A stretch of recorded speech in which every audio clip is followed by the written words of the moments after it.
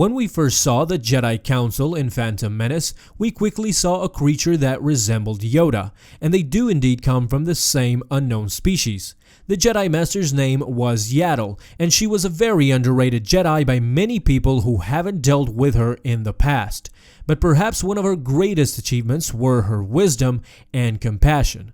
She became known as one of the most revered members in the Jedi Council, and many Jedi often went to her for advice.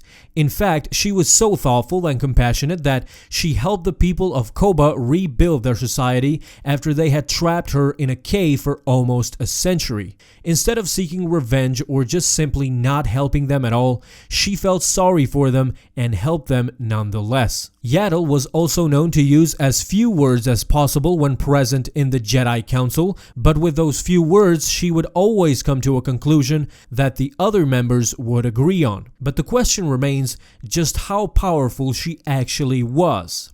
She was actually so powerful that many of her abilities were either hard to master by other Jedi, or they were so dangerous that the Jedi came to the conclusion that it's best to keep it restricted from falling into the wrong hands. One of these restricted powers that Yaddle possessed was called Morikro, a technique which enabled the user to rapidly slow down the bodily functions of its target to the point of death. But her powers extended even further. She could also use the ability of Force Light, and very rarely has anybody been seen using it throughout the history of the Jedi, as she became known as the only Jedi of her time who was able to use this power. She was not as martial as her other Jedi colleagues, but when she was promoted to Jedi Master, she started using an orange lightsaber, which very few Jedi used at the time. And last but not least, she was an expert pilot as well. Unfortunately, her untimely death came when Granta Omega had planned to poison the planet of Mawan